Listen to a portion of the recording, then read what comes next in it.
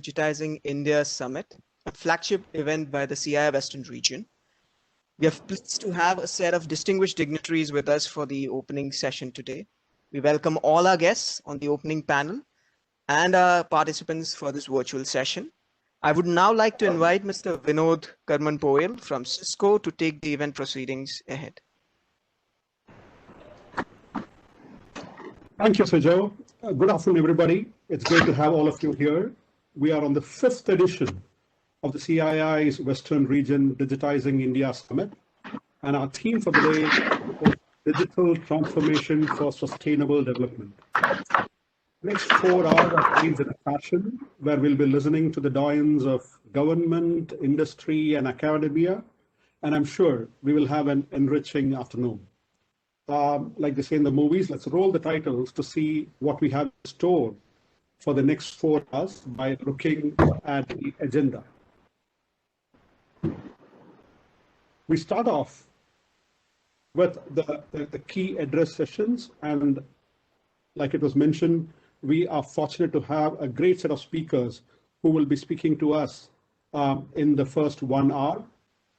And from then on, we have the first, panel discussion that would be chaired by Rajiv Gupta of Boston Consulting Group.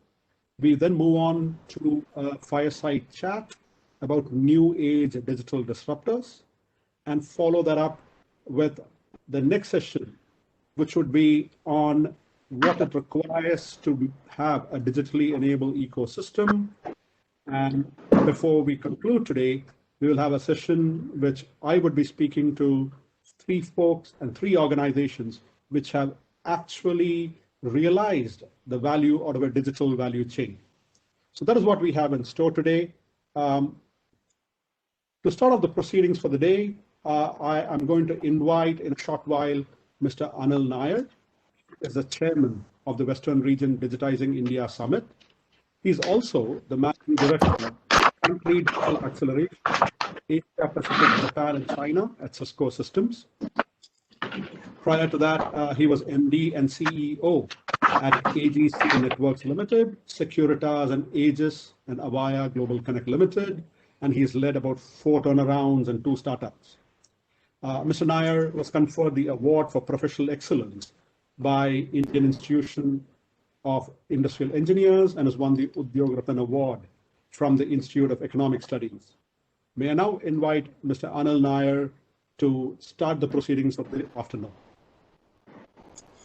Thank you, Vinod, and a very good afternoon to all of you. I hope you can hear me clearly. Welcome to CII's 5th Digitizing India Summit, and Cisco is very happy to partner with CII to make this happen. The theme is Digital Transformation for Sustainable Development, and I'm very happy to welcome the distinguished guests. Our chief guest is Shri Ashish Kumar Singh, who is the additional Chief Secretary to the Chief Minister of Maharashtra. Our guest of honor, Professor Abhay Karandikar, who is the Director of IIT Kanpur. Dr. Guy Diedrich, who will deliver the keynote. He is Cisco's Chief Innovation Officer and heads Cisco's Country Digital Acceleration Program globally across 39 countries. Welcome also to Mr. Thiagarajan, who is the MD of Blue Star and the Deputy Chairman of the CII Western Region. Mr. Rajan Navani, Vice Chairman and MD of Jet Synthesis and the CII Western Region Chairman for Innovation, Technology and Digitization. And of course, a warm welcome to all our summit delegates and participants. So ladies and gentlemen, we have, as Vinod said, a star lineup of speakers today to provide digital insights. And what we will discuss is essentially digital strategy. We will discuss deployment, and we will discuss outcomes. So to commence this summit, it is indeed my privilege to be able to present my thoughts. And I have just 7 points for you to ignite your thinking relating to digital transformation. And the first point that I wanted to make was that digital got here a long time ago.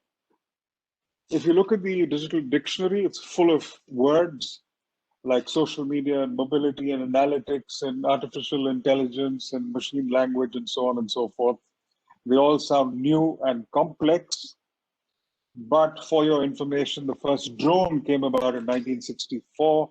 It was used for defense purposes. The internet came to being in 1969 at UCLA, the cell phone in 1973.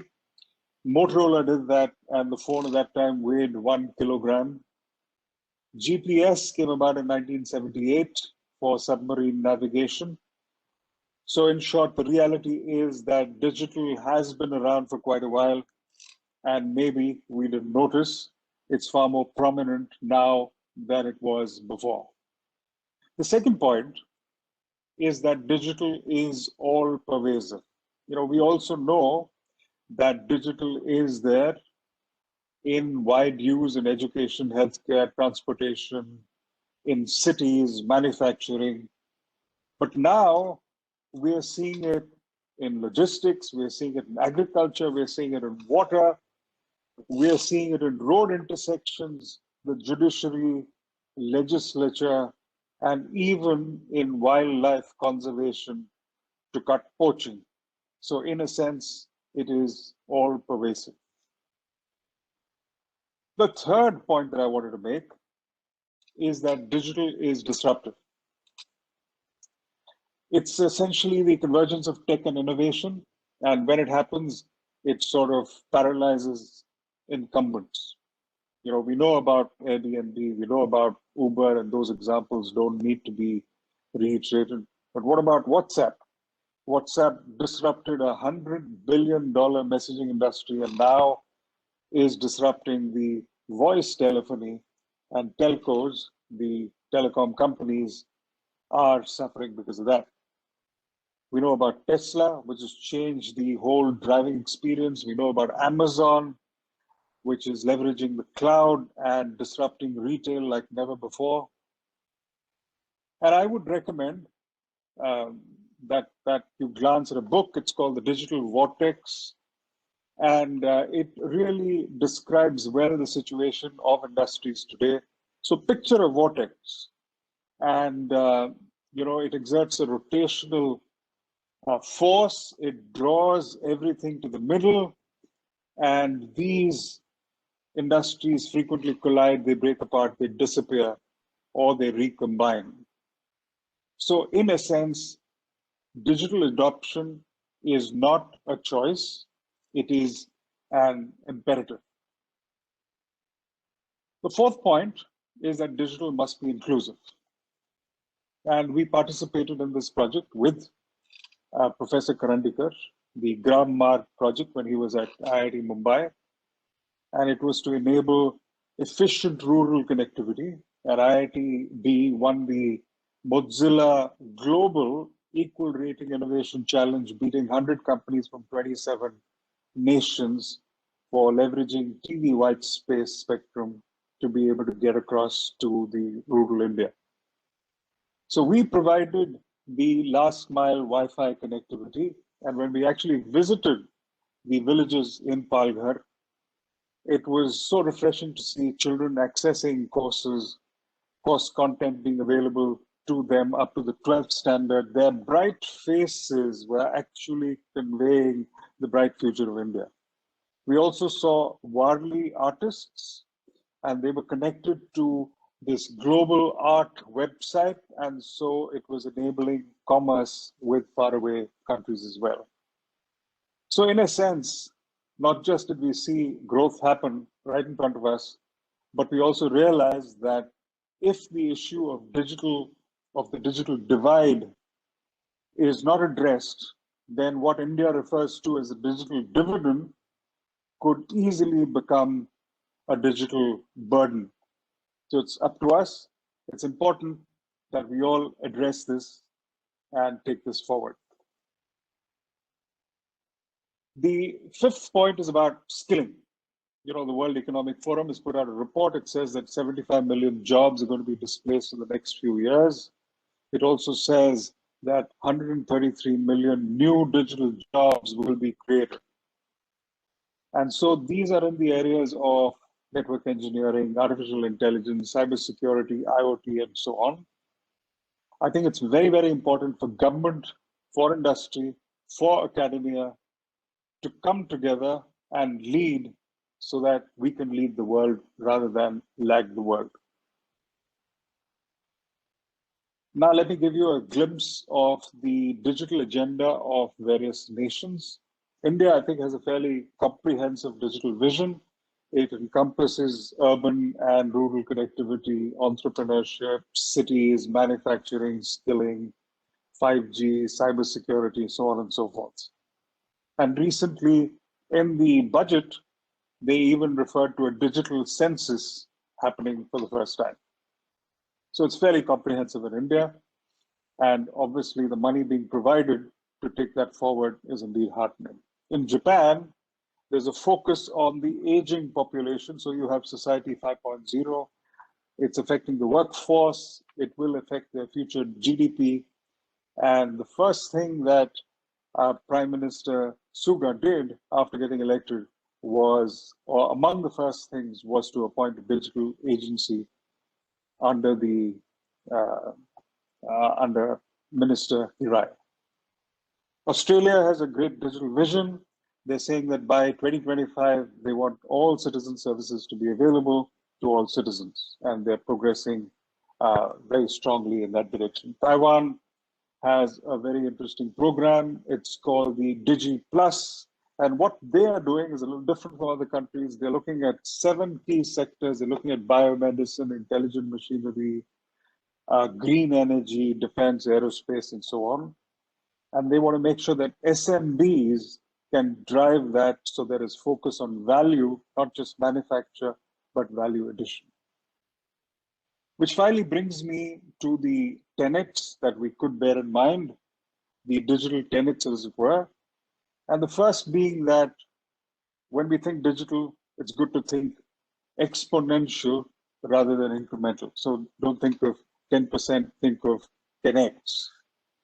Second, it has to be strategy-led. You don't lead with technology. Technology will support strategy.